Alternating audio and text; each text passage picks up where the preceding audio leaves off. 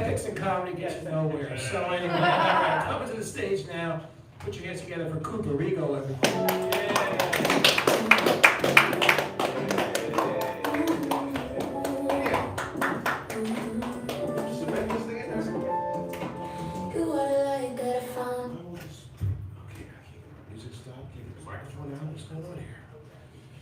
Well, you gotta be careful how many times you say cocaine. You might summon Al Coke Fairy. Where'd she go? Where'd she go? Oh shit, she disappeared.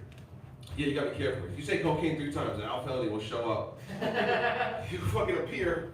He'll just, he'll be like, did somebody say cocaine? You don't have a car, so he hobby horses around town. This is, you can just see, if you just say cocaine 3 times, he'll hobby horse around suffering. His dick doesn't get that hard with all the coke. No, there's a horse head on the top. And it jumps over hurdles and shit. Or if he doesn't have his hobby horse, he just Mighty Pythons around fucking suffering. Who needs cocaine? As if it is some cocaine for you and for you. Be careful, you'll summon an Al Felony if you say cocaine 3 times. Don't want to do that. Exactly. You know, oh, you want a coke? I want some coke. You want some coke? Oh, man.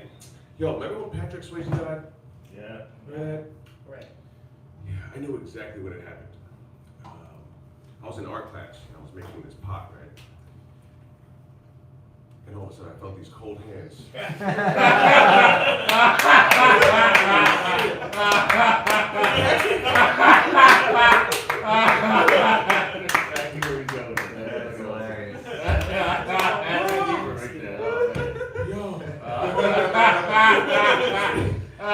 Give him another minute.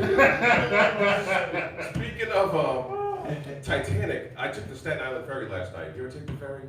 Yeah. Oh my God, I feel like I'm on Titanic every time, right? I'm like, what if this thing sinks? What am I gonna do? I guess I'll just swim to shore, right? I'll just swim, right? In fucking freezing cold water. Then I was like, wait, no, I'll just drown. That's what I'll do.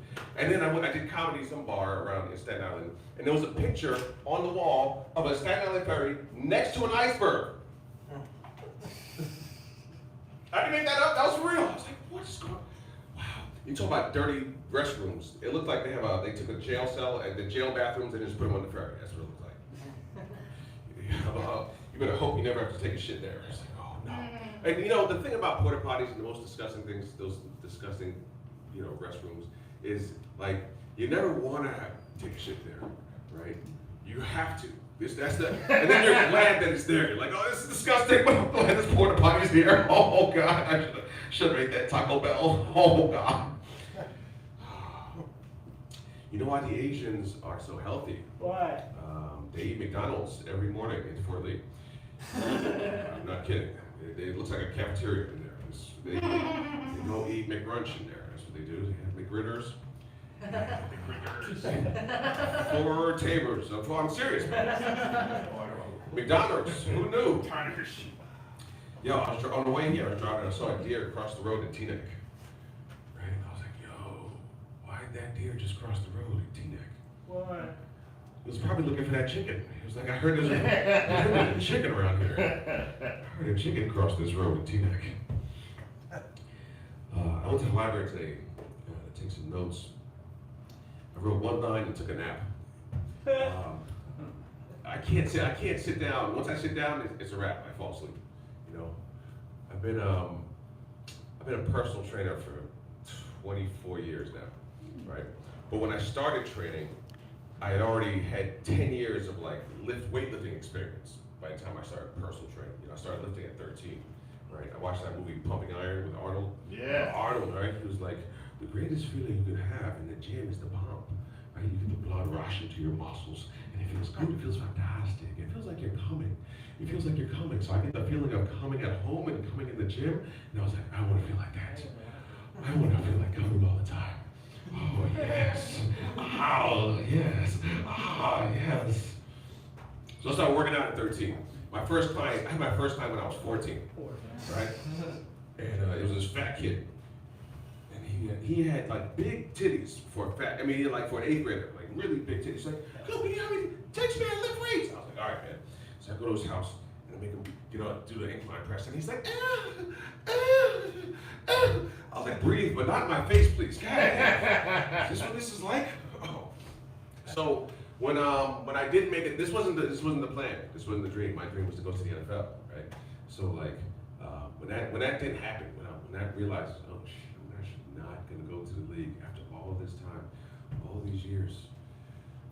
What's the next easiest thing I can do? Let's see, comedy. Yeah, there we go. That's what I'll do, right? But I was like, I need a job. I was like, oh shit, what can I do? I know how to train. I know how to go from nothing to NFL, so I know how to do that, right?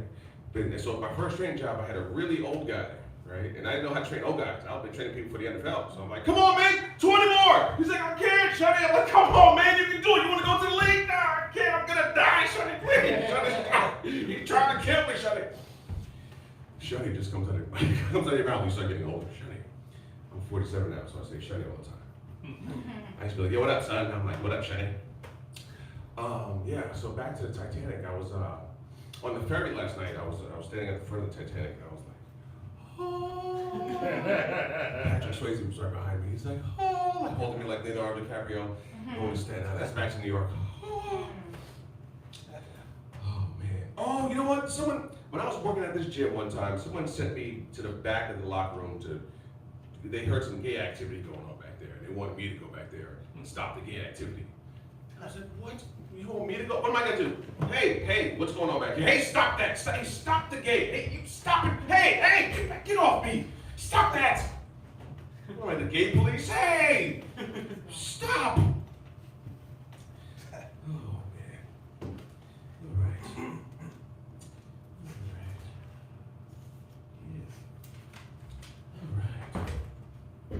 All right. What's going on with your president? What did he just say? Did he? Is Iran still there, or did he blow up Iran? I don't watch the news. Flight to California doubled. Wait, he increased the ceasefire some more. I love a ceasefire. I love a good old-fashioned ceasefire. And they're just like, all right, time out, halftime. Let's regroup. And after 2 weeks, then we'll get back to killing each other. Okay? All right, guys, peace. Here we go, everyone. What do they call it when you're training an 80-year-old guy, like unassisted living? Okay, so coming to the stage now.